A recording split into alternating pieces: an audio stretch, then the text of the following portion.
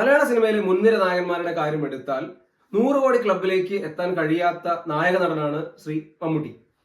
മമ്മൂക്കയെ സംബന്ധിച്ച് അദ്ദേഹം ഒരുപാട് നല്ല സിനിമകളുടെ ഭാഗമായി ഇപ്പോൾ വരുന്നുണ്ട്. എങ്കിലും ബോക്സ് ഓഫീസിൽ അതൊന്നും വലിയ സെൻസേഷൻ ആവുന്നില്ല. അദ്ദേഹത്തിന് ഉയർന്ന കളക്ഷൻ നേടിയ 2 സിനിമകൾ കണ്ണൂർ സ്ക്വാഡും ഭീഷ്മ പർവവുമാണ്. രണ്ടും വലിയ നിലവാരമുള്ള സിനിമകളാണ്, ബോക്സ് ഓഫീസിൽ വലിയ വിജയങ്ങളായ സിനിമയുമാണ്. എന്നാൽ 100 കോടി എന്ന മാന്ത്രിക സംഖ്യയിലേക്ക് ഇന്ന് വരെ മമ്മൂക്കയ്ക്ക് എത്താൻ കഴിഞ്ഞിട്ടില്ല. ഈ മാസം അദ്ദേഹത്തിന്റെ കളങ്കാവൽ റിലീസാവുകയാണ്.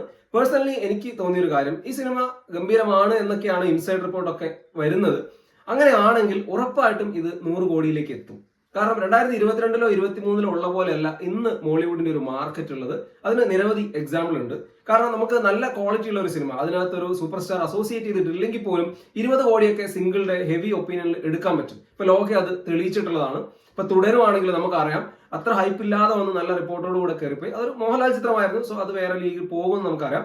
എങ്കിലും ഇപ്പൊ DSER ആണെങ്കിലും ഒരു 18+ കണ്ടന്റ് അല്ലെങ്കിൽ ആ റേറ്റിൽ വന്നിട്ടുള്ള ഒരു സിനിമ. അപ്പൊ അങ്ങനെ വന്നൊരു സിനിമ പോലും ലോ ഹൈപ്പിൽ വന്ന ചെറിയ റിലീസിലെത്തിയ സിനിമയായിട്ട് പോലും അത് ഏതാണ്ട് 10 ദിവസം കൊണ്ട് 70 കോടിക്ക് മുകളിൽ നേടി. അപ്പോൾ മമ്മൂക്ക ഭാഗമാവുന്ന കളങ്കാവൽ അത്യാവശ്യം പ്രൊമോഷണലും ഹൈപ്പിലും ഒക്കെയാണ് വരുന്നത്. കാരണം അദ്ദേഹം അസുഖമൊക്കെ മാറി വന്നതിന് ശേഷം റിലീസാവുന്ന സിനിമയാണ് കളങ്കാവൽ. അതുകൊണ്ട് തന്നെ ഒരു ഹൈപ്പ് ഒക്കെ ഉണ്ട്. അപ്പൊ സ്വാഭാവികമായിട്ടും നല്ല റിപ്പോർട്ടാണ് സിനിമ വരുന്നതെങ്കിൽ, പ്രത്യേകിച്ച് വലിയ കോമ്പറ്റീഷനും കാര്യങ്ങളൊന്നും ഇല്ലാത്തൊരു വീക്കെൻഡിൽ കൂടെയാണ് സിനിമ വരുന്നത്, ഡെഫിനറ്റ്ലി അത് 100 കോടിയിലേക്ക് പോകാനുള്ള സാധ്യത വളരെ കൂടുതലാണ്. ഞാൻ വിശ്വസിക്കുന്നത് മമ്മൂക്കയുടെ ആദ്യത്തെ 100 കോടി ചിത്രമായിരിക്കും. നല്ല റിപ്പോർട്ട് ലഭിക്കുകയാണെങ്കിൽ കളങ്കാവൽ. അങ്ങനെ സംഭവിക്കട്ടെ. 2016-ൽ ലാലേട്ടന്റെ കൈപിടിച്ചാണ് മലയാള സിനിമ 100 കോടി ക്ലബിലേക്ക് എത്തിയത്. പക്ഷേ 9 വർഷങ്ങൾക്ക് ഇപ്പുറവും മമ്മൂക്ക അതിന്റെ ഭാഗമായിട്ടില്ല. അപ്പൊ അതൊരു അഭംഗി തന്നെയാണ്.